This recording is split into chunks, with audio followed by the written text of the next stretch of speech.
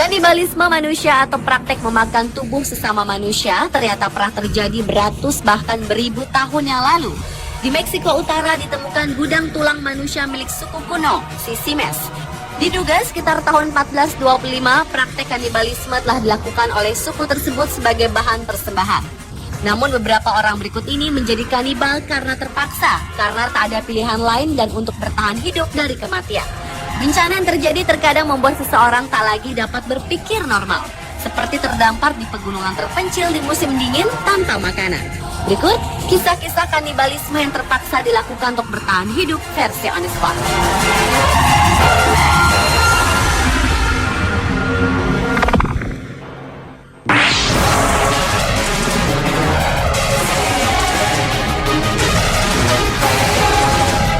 Diawali dari kisah kanibalisme yang paling terkenal dalam sejarah yang terjadi di pegunungan Chili Andes di perbatasan Argentina dan Chili pada musim dingin tahun 1972.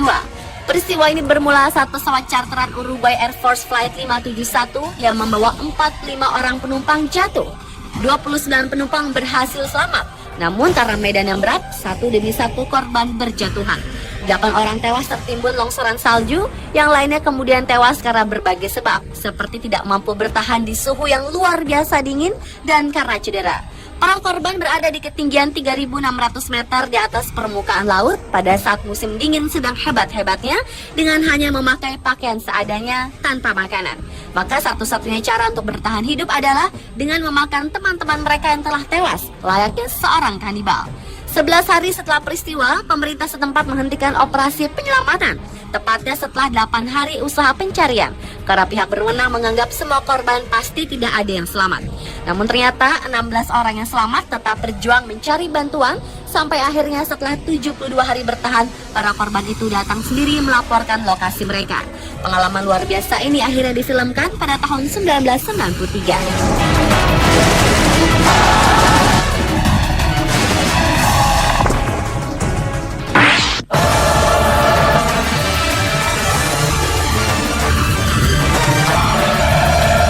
Berikutnya adalah ekspedisi yang paling disesali sepanjang masa. Peristiwa yang populer dengan sebutan ekspedisi Franklin ini adalah tentang seorang perwira angkatan laut yang sudah berpengalaman dan berkali-kali memimpin ekspedisi.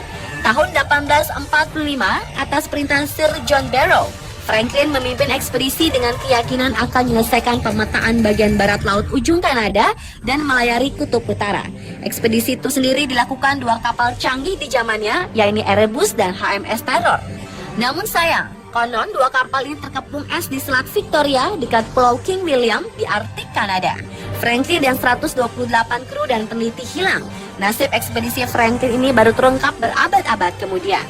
Barulah pada tahun 1981, tim ilmuwan yang dipimpin Profesor Owen Beatty berhasil mengungkap beberapa hal dari temuan mereka di Pulauan Beechey dan Pulauan Raja William. Di Pulau King William ternyata menjadi kanibalisme karena kelaparan, sehingga akhirnya semua terbunuh.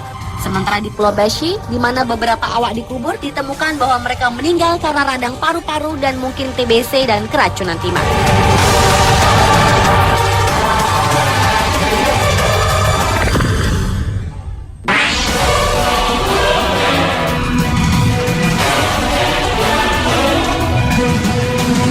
Berikut adalah kisah Alfred Packer yang dikenal sebagai satu-satunya warga Amerika yang pernah dihukum dengan tuntutan kanibalisme.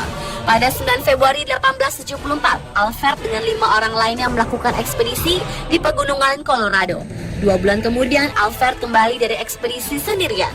Ketika ditanya kemana anggota ekspedisi lainnya, pria yang lahir tahun 1842 dan tewas pada tahun 1907 itu mengatakan bahwa ia telah membunuh mereka semua untuk bertahan hidup dengan terpaksa memakan tubuh teman-temannya. Alfred Packer sebenarnya dituntut sebagai pembunuh, bukan kanibalisme, karena secara hukum di Amerika Serikat, kanibalisme bukanlah kejahatan.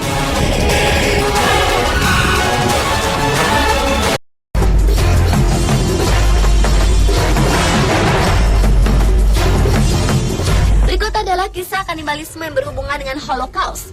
Holocaust adalah genosida sistematis yang dilakukan Nazi Jerman terhadap berbagai kelompok etnis, keagamaan, bangsa, dan sekuler pada masa Perang Dunia II. dan bangsa Yahudi di Eropa merupakan korban-korban utama dalam Holocaust yang disebut kaum Nazi sebagai penyelesaian terakhir terhadap masalah Yahudi. Konon, para tawanan perang Jerman ini dibiarkan kelaparan di kamp-kamp konsentrasi yang didirikan Jerman. Dampaknya, demi mempertahankan hidupnya, para tawanan pun saling memangsa satu sama lain. Sampai saat ini peristiwa itu masih menjadi sumber perdebatan genosida yang diciptakan Adolf Hitler ini. Konon memakan jumlah korban bangsa Yahudi mencapai 6 juta jiwa. Mereka ditembak, disiksa, dan diberi gas racun di kampung Yahudi dan kamp konsentrasi. Selain kaum Yahudi, kelompok-kelompok lain yang dianggap kaum Nazi tidak disukai adalah bangsa Polandia, Rusia, suku Slavia lainnya, penganut agama Katolik Roma, orang-orang cacat termasuk cacat mental, homoseksual, saksi Yehova, komunis, suku Gypsy, dan lawan-lawan politik. Jika dijumlahkan dengan kelompok-kelompok ini serta kaum Yahudi, maka jumlah korban Holocaust bisa mencapai 9 hingga 11 juta jiwa.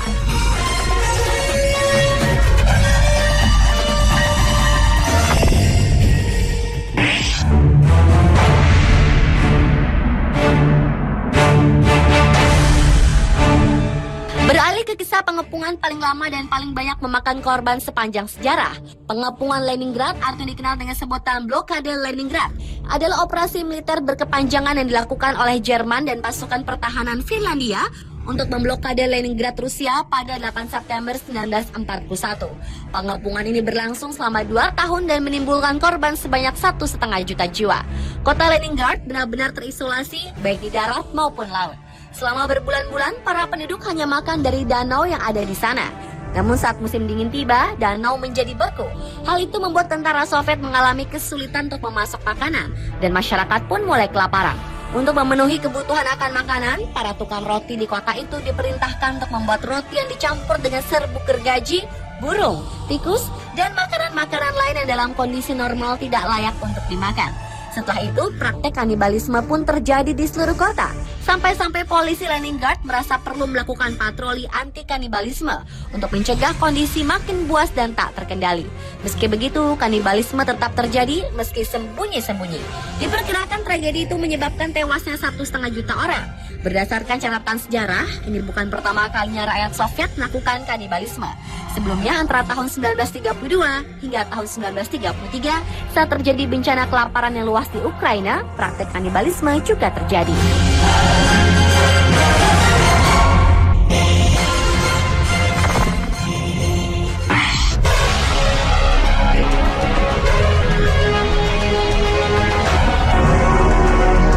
Dan kisah kanibalisme untuk bertahan hidup yang terakhir terjadi pada awal-awal abad ke-19.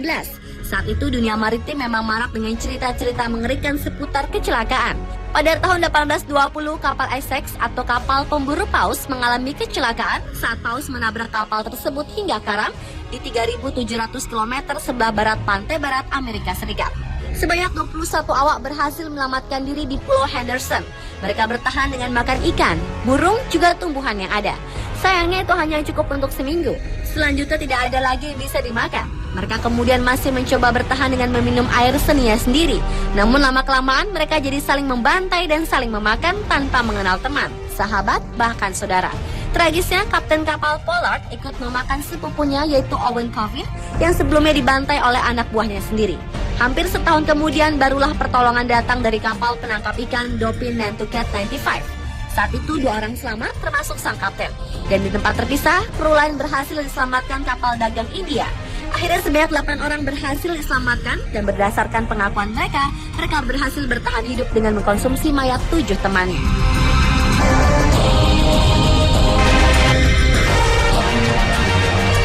Pemirsa, itulah kisah kanibalisme yang terpaksa dilakukan untuk bertahan hidup versi On The Spot.